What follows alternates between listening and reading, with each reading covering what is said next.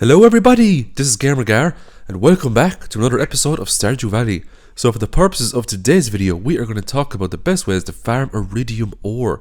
Now Iridium ore is an endgame item in Stardew Valley, as it can only be greatly contained in the Skull Cavern. Now you can get lucky and you can find pieces of Iridium ore in the regular mines. You can also get it out of geodes, but if you want to farm hundreds of it every day, then the Skull Cavern is the place you need to go. So the first thing you want to do here now to get the most out of your Skull Cavern runs, to get the most Iridium ore, is to get a shed like this and fill it up with crystallariums. Now this could take quite some time, as each crystallarium requires Iridium bars to make. Now you do get a free crystallarium from the community center when you complete one of the desert bundles. And the best thing you can put in them, in my opinion, are jades. Now if you have a huge shed like this, and if you're lacking on diamonds and rubies for the other great things you can purchase from the desert trader, then you could set up a few crystallariums with those. But for the most part, just throw jades into them. The reason why we put jades into a crystallarium is that every Sunday you can purchase staircases off the desert trader here.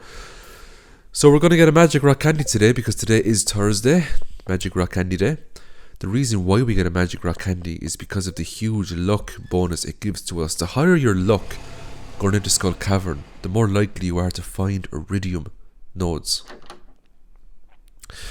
What's also very important is survivability when you go into the Skull Cavern. The Skull Cavern is home to ferocious monsters, some of the most dangerous monsters in the game. So you absolutely want to be going down there with some good consumables. So the magma cap is a pretty good consumable there. You can get that in the Ginger Island Volcano Cave. We also have the energy tonic, which Pam can send you in the post if you're good friends with Pam. You can also purchase it in the chemist. You have the cactus fruit, which you can grow inside your house. You can also pick it up from around the desert once you get access to the desert. And last but certainly not least, we have the lovely salads that you can buy directly from Gus. 220 gold a piece, not too bad. So the salads are a very nice consumable as well to have. Now there's many other great consumables in the game too. Many people use cheese. So if you have a farm, if you've got some goats there, some cows, you can always make yourself some cheese. The next thing you need to think about is your ring setup. So there are an absolute ton of great ring combinations in this game. Some of the best ring combinations I've already covered. Check out my ring combination video if you're looking for really good ring combinations. For the purposes of today's video, we will combine the luck ring with the napalm ring and another luck ring with a slime charmer ring. Now the slime charmer ring and the napalm ring can both be gotten from the Adventurers Guild from doing the monster eradication goals. The luck ring, if you're very lucky, you can pan that up from panning spots around Stardew Valley. So that is our rings sorted out. We have our consumables. So today is Sunday. What we're going to do now is we're going to head to the desert. We are going to trade in our jades for staircases, and then we are going to go into the Skull Cavern, and I'm going to show you the techniques that I use to get lots of Iridium ores. It's also worth noting that I only go to the Skull Caverns on lucky or super lucky days. So make sure to check your television and, click on the fortune teller every day before you go into the Skull Cavern, just to make sure what kind of luck that you have.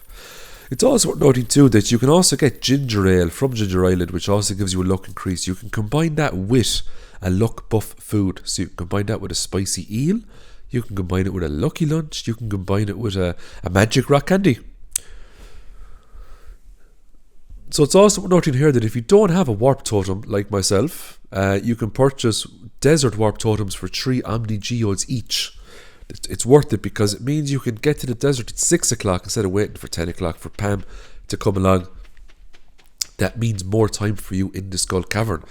Now it is worth noting as well that when you're in the Skull Cavern, time goes a little bit slower for you, so you can actually spend a lot longer in here. When I go into Skull Cavern, what I generally do is I will spam staircases until I get to floor 100, because after floor 100 you'll start to see a sharp increase in Iridium nodes every time you get down into another level. It's also worth noting too that when you go in with the luck buffs, there's a very good chance you can get treasure chests. So as we saw there, I just got some nice Iridium bars in a treasure chest. You can also get prismatic shards in those treasure chests as well, which is really nice. So as we can see here, there's tons of monsters that we have to fight. You have the zombies, you have ghosts, you've got the serpents, which are the flying monsters, you've got the Iridium bats, You also have the Iridium slimes. So the slime charmer ring, obviously means that you don't have to worry about the slimes. And the slimes hit very hard. They're one of the hardest hitting mobs in this skull cavern. Now, as you can see there, that sometimes when the zombies die, they don't regenerate. They just die straight away. That is because of the effects of the napalm ring. So if you kill a zombie close to an item that can explode, such as a node, the zombie will die for you straight away. So as we can see here now, I'm using regular bombs to blow up these iridium ores.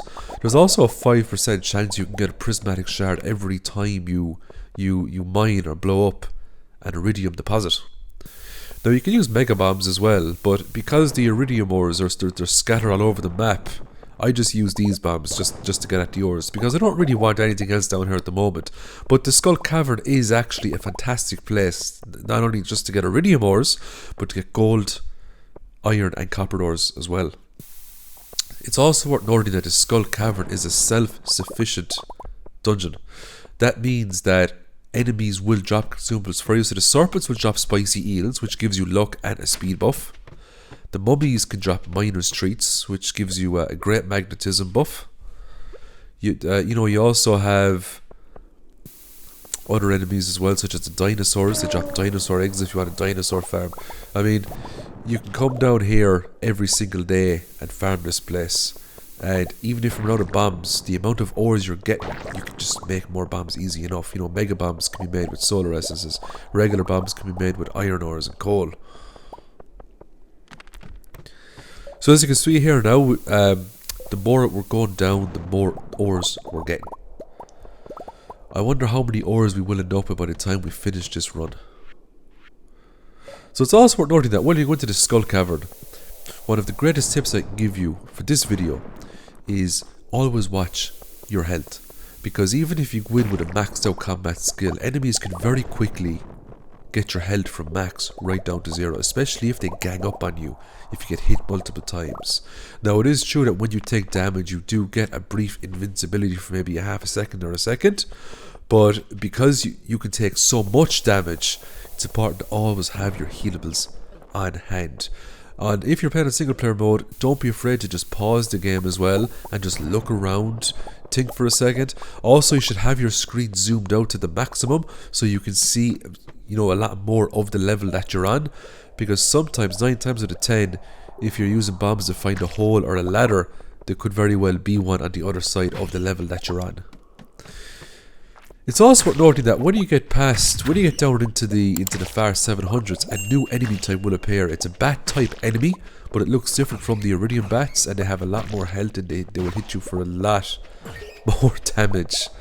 Just a fun fact if you're ever spamming stairs. It only takes 2 days for the jade to come out of a crystallarium. So if you have a shed filled up with crystallariums, you can stock up on jades very quickly. After a week or two, you'll have hundreds of them, hundreds of staircases. It's also worth noting too that if you put a staircase into a deconstructor, it will give you back 100 stone. So if you're ever stuck on stone, you can actually use jades to get thousands of stone. So as you can see there now, I, on purpose, left, for the timer to hit 2 o'clock.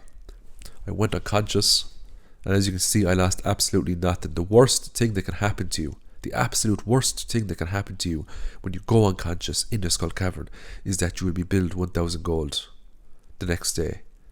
And, by the time you get to farm in the Skull Cavern effectively, you're not going to be worrying about 1,000 gold. Not at all. So I'm after getting an absolute ton of iridium ore. I got over 500 iridium ore from that run, and to be honest, it wasn't even a great run. I've done much better.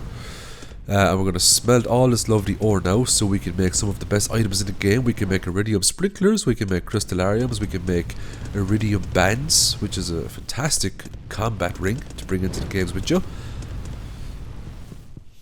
We can also make slime incubators if you want a slime farm. Check out my slime hutch video actually, which I released a few days ago if you're interested in a slime farm. It covers the basics on what you need, in order to get the slimes up and running. It's quite fun. So that is basically it. That is the guide to iridium ores. So I'm going to leave the video there. I'll upload the next Stardew Valley video in the next day or two, so stay tuned for that. And as always, have a great day. Bye for now. Thanks for watching. Don't forget to like, subscribe, and hit that notification bell to be notified for my future videos. And as always, have a great day.